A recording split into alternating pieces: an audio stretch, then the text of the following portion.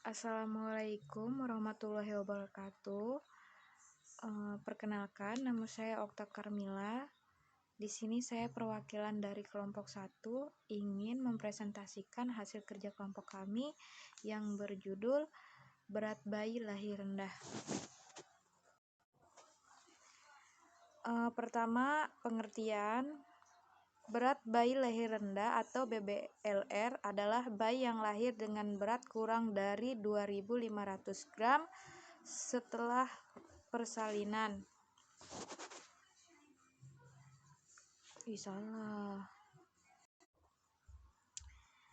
Bayi berat lahir rendah berdasarkan batasan berat badan dapat dibagi menjadi 3, yaitu bayi berat lahir rendah BBLR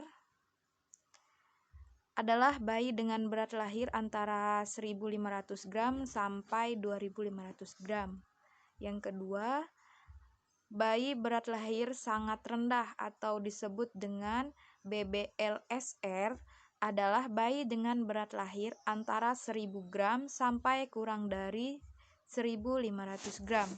Yang ketiga, bayi berat lahir amat sangat rendah atau disebut dengan BBLASR adalah bayi dengan berat lahir kurang dari 1.000 gram. Selanjutnya, bayi berat lahir rendah BBLR berdasarkan maturitas, yaitu 1. Prematuritas murni, masa gestasinya kurang dari 37 minggu dan berat badannya sesuai dengan berat badan untuk masa gestasinya, atau biasa disebut neonatus kurang bulan sesuai untuk masa kehamilan atau NKB-SMK. Yang kedua, dismaturitas bayi lahir dengan berat badan kurang dari berat badan seharusnya untuk masa gestasi. Berarti bayi mengalami retardasi pertumbuhan intrauterin dan merupakan bayi yang kecil untuk masa kehamilannya, atau disingkat dengan KMK.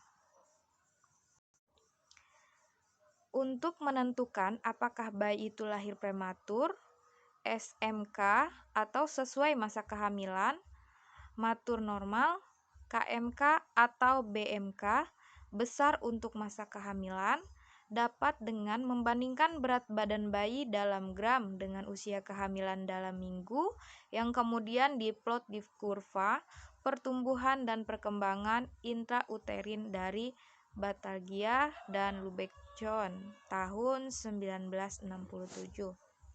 Dari kurva ini didapat pertama pertumbuhan janin normal atau berat bayi matur normal dan bayi prematur SMK terletak di antara persentil ke-10 dan persentil ke-90. Bayi KMK berat di bawah persentil ke-10.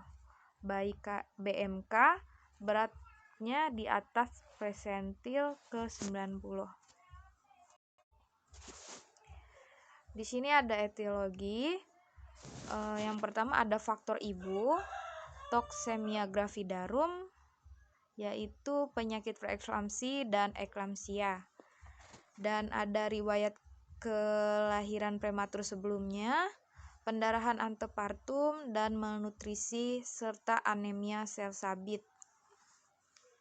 Ketiga, ada kelainan bentuk uterus, misalnya uterus bicornis, incompetens cervix. Dan yang terakhir tumor. Adapun faktor ibu yang menderita penyakit antara lain penyakit akut dengan gejala panas tinggi, misalnya tifus abdominalis dan malaria. Yang B, penyakit kronis misalnya TBC, penyakit jantung, hipertensi, penyakit ginjal atau glomerulonefritis akut. Yang kedua ada trauma pada masa kehamilan antara lain jatuh, kebiasaan ibu, ketergantungan obat narkotik, rokok, dan alkohol. Ada usia ibu pada waktu hamil kurang dari 20 tahun atau lebih dari 35 tahun.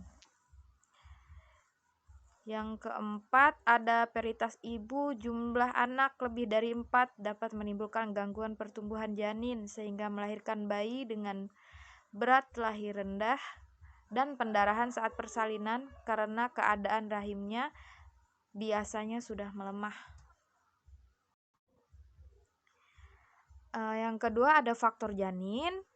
Yang pertama, kehamilan ganda. Berat badan kedua janin pada kehamilan kembar tidak sama, dapat berbeda antara 50 sampai 1000 gram karena pembagian darah pada plasenta untuk kedua janin tidak sama.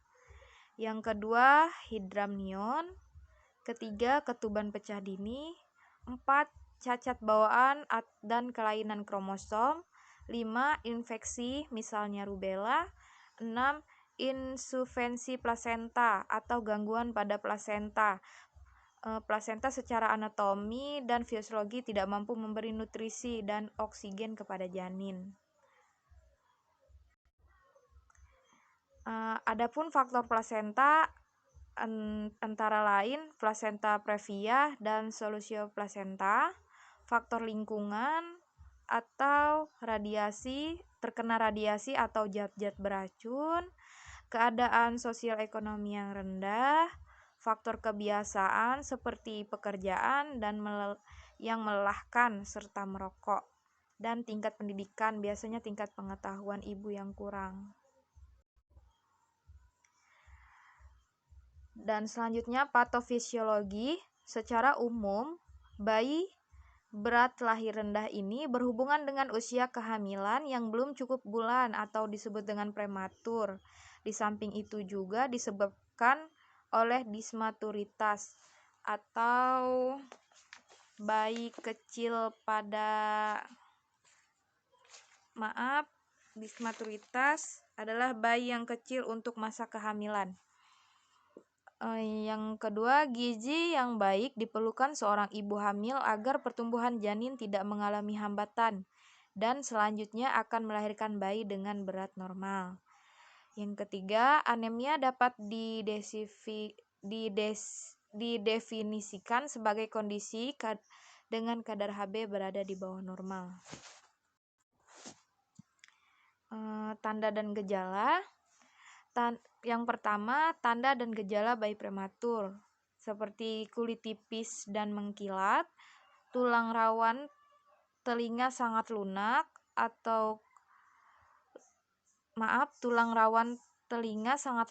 karena belum terbentuk dengan sempurna. Yang ketiga, lanugo atau rambut halus lembut masih banyak ditemukan terutama pada punggung. Yang keempat, jaringan payudara belum terlihat, puting masih berupa titik. Pada bayi perempuan, labia mayora belum menutupi labia minora, sedangkan pada bayi laki-laki skrotum belum banyak lipatan, testis kadang belum turun. Rajah telapak kaki kurang dari 1/3 bagian belum terbentuk. Kadang disertai dengan pernapasan tidak teratur, aktivitas dan tangisannya lemah, refleks menghisap dan menelan tidak efektif atau lemah. Yang kedua, tanda dan gejala bayi dismaturitas. Yang pertama, gerakan cukup aktif, tangis cukup kuat, kulit keriput, lemak bawah kulit tipis. Bila kurang bulan, jaringan payudara kecil, puting kecil. Bila cukup bulan, payudara dan puting sesuai masa kehamilan. Bayi perempuan, bila cukup bulan, labia mayora menutupi labia minora, sedangkan bayi laki-laki testis mungkin telah turun. Rajah telapak kaki lebih dari 1/3 bagian. Di sini komplikasi, ada hipotermi,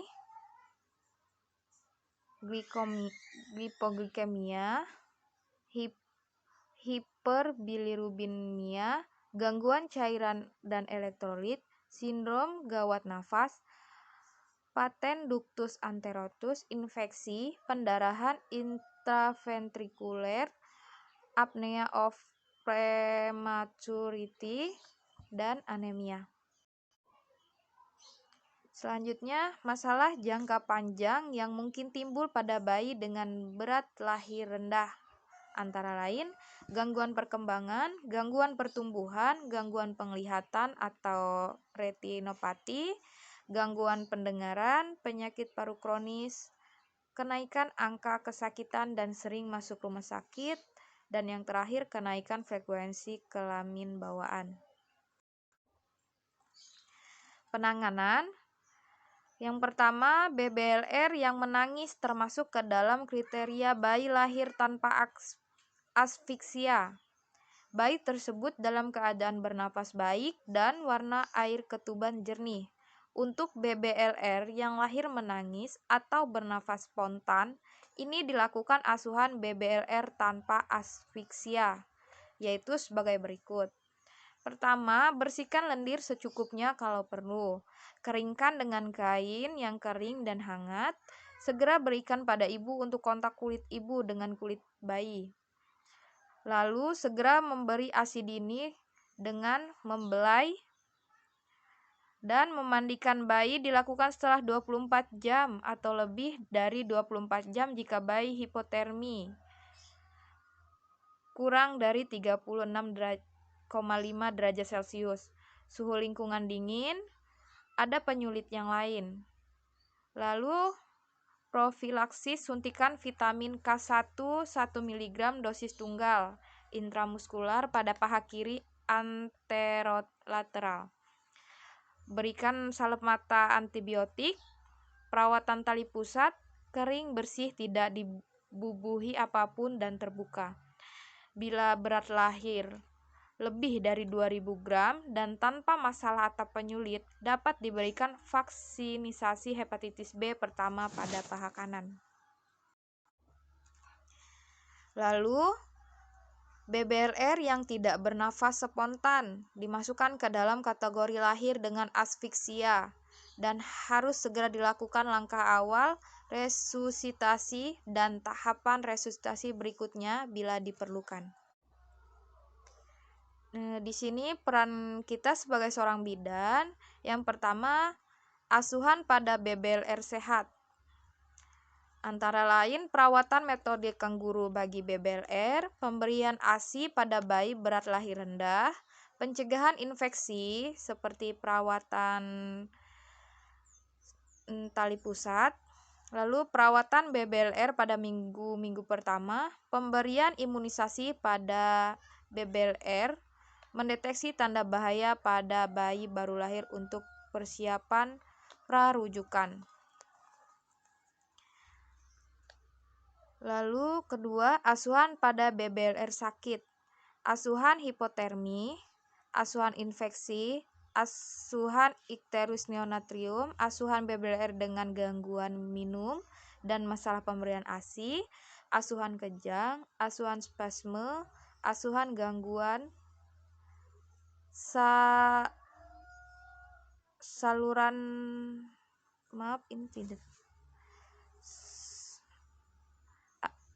selanjutnya asuhan diare dan asuhan kelainan bawaan. Sekian dan terima kasih. Mohon maaf jika ada kesalahan serta kekurangan dalam penyampaian materi. Mohon dimaklumi ya Bu. Terima kasih. Wassalamualaikum warahmatullahi wabarakatuh.